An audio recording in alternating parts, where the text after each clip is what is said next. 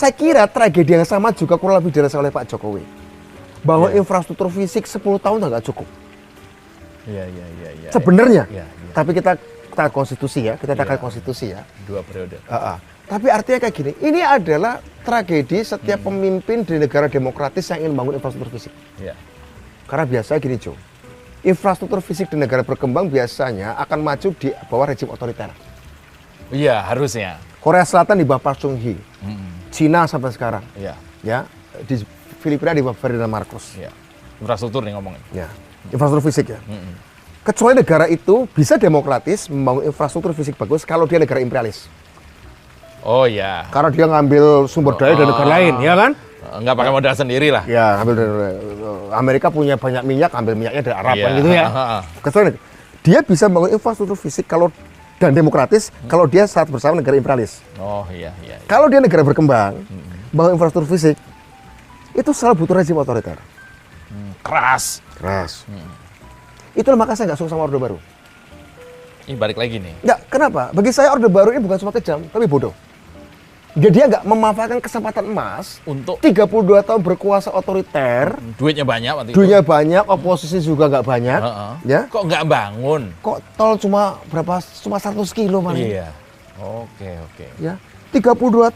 Bayangkan dengan Korea Selatan. Korea Selatan itu sebelum 66 waktu masih demokratis, kemudian kudeta militer oleh Park Chung-hee, 66 sampai 79 Park Chung-hee berkuasa, karena saya itu dia ditembak oleh kepala intelijen sendiri. Itu infrastruktur fisik dibangun. Hyundai, Samsung, Kia itu besar dari situ.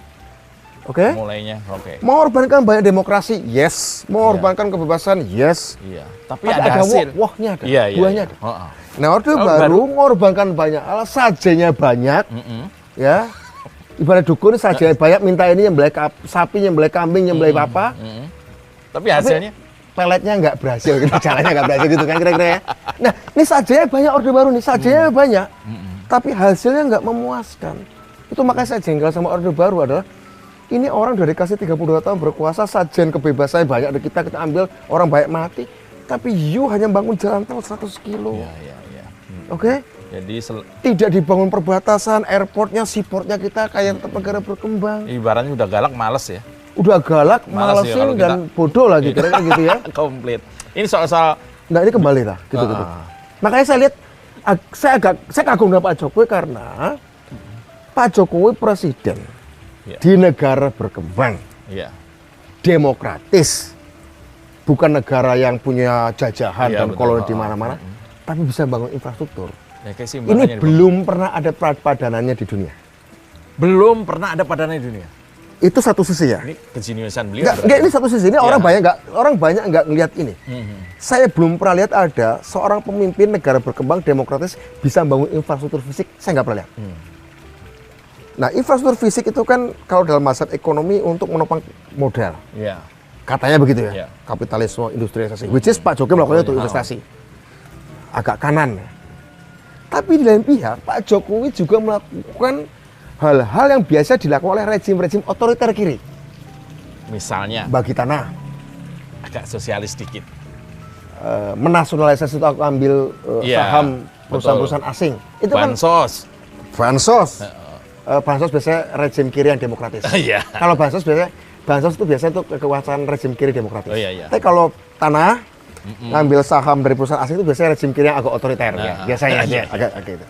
Nah, dalam usia kurang lebih 10 tahun, rejim demokratis, negara berkembang, tapi bisa melakukan 2 kebijakan pembangunan yang secara mazhab itu satu agak kapitalis, satu agak sosialis. Ini agak aneh. Ini orang, bahkan pendukung Jokowi pun saya kira belum pernah lihat ini. Bahwa ini sebenarnya kekuatan yang harus dieksplor. Anomali. Ya, kita jangan berhenti mengatakan anomali, bahwa itu seolah nggak bisa ditiru. Bahwa dia pernah dilakukan seharusnya bisa ditiru dan bisa dieksplor lebih jauh lagi, ya kan? Genre baru. Genre baru nih, genre baru yang menurut saya pernah ngomong ini di Twitter, saya pernah ngomong di beberapa wawancara, rasa-rasanya belum ada ekonom lulusan Harvard atau lulusan MIT atau lulusan yang pernah membantah ini. Belum pernah ya? Belum pernah. Artinya, yang harus kita cari tahu adalah apa sih yang bisa menyebabkan seseorang melakukan itu.